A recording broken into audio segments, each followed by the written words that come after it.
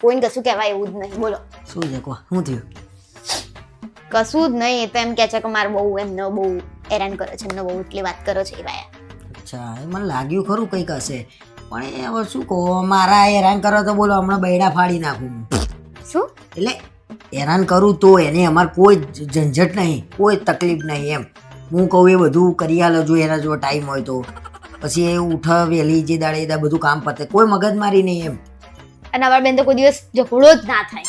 સેજે નહીં ઝઘડો એમ. અને ઝઘડો થાય ને તો એ એવા આઈને માફી માંગી લે. હાઉ નહીં એટલે એ રીતે નહીં અરે હું માગું કે માગ, આમ હસબન્ડ વાઈફ તો એકબીજા જોડે માગ જ ને એમ. પાર્ટનર કહેવાય લાઈફ બરાબર. એમને બહુ ખાવાનું નહીં હાલતી એવું બધું કે છે. તો પણ એનું કારણ એ છે કે તમારો છોકરો ઢીલો પડે છે. મારી મમ્મીને ના હાલે ને તો હમણાં હવા નીકળી જાય, પૂછો તો. કોને? અરે પણ તું ના, તું આ એવું કીધું કોઈ દાડો? પણ આપણું કેમ વચ્ચે લાવે છે? દરેક ઉદાહરણ આપણા ઉપર કેમ છે? અરે તમારે એમની વાત કરો ને.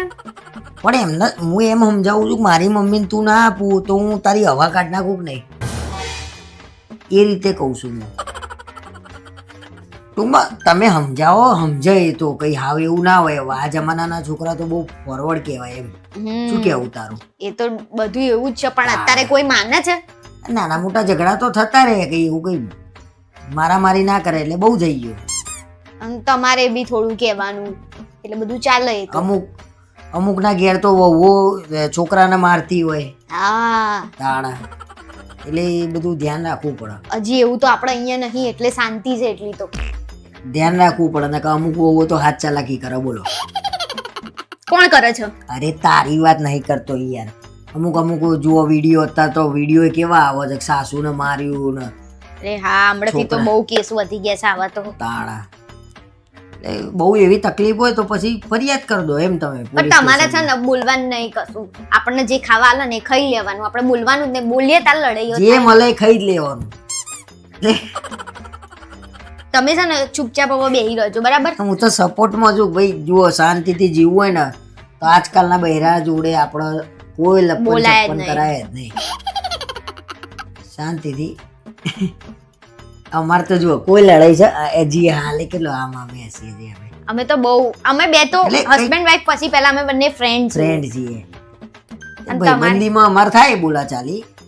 અમે તો કોક દાડે એકબીજાના ટપલા ટપલી એ મારી એ દઈએ. એ પણ બધું ભાઈબંધીમાં, ધણી બાયરીમાં કશું જ નહીં. એવું કશું જ નહીં. હા, અને અમે તો આવી રીતે આખી જિંદગી અમારે તો ગયડા થઈએ ને તોય અમારી બેન તો જોડે જ રહેવાનું છે. મર્યા પછી એમ કે એ રીતે જ જીવવાનું, જેમ આખી જિંદગી કાઢ નાખીએ. અને મેં તો એમને એવું કીધું છે કે આપણે 7 જન્મ સુધી જોડે જ રહેવાનું. શું કેવું? અરે એકદમ આમ આનંદ થઈ જાય. બોલવાનું પણ આ હરખું. શું બોલું? મેં એમ કીધું 7 જન્મ જોડે રહેવાનું, તો કે એ શું કરી રહ્યા છે? મને આનંદ થયો ને. એટલે તમારા છોકરાને બિહાડીને સમજાવો કે ભાઈ હવે જો લગ્ન થઈ ગયા છે એટલે હવે આપણે જીવવું જ પડે. કોઈ એના જોડે શાંતિથી જીવવું પડે. શું તું તો શીખવાડે છે? આપણા જોડે કોઈ રસ્તો નહીં. શેનો? એટલે યાર હવે છૂટાછેડા લેવાય?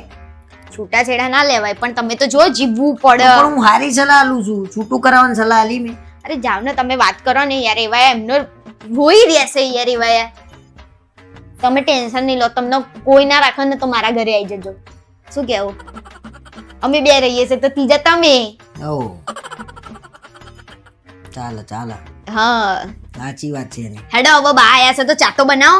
બેહી રહ્યા છો કેમના વાતો સાંભળવા માટે? પંચાયત કરવી અમારા આમને બહુ. મળીને કામ કરવાનું. જુઓ અત્યારે એને ચા કીધું ને તો હું ચા બનાવી દે, કેમ કે પ્રેમ એવો છે. હા, અમારે તો વાસણ મું ધોવું ને લૂછે.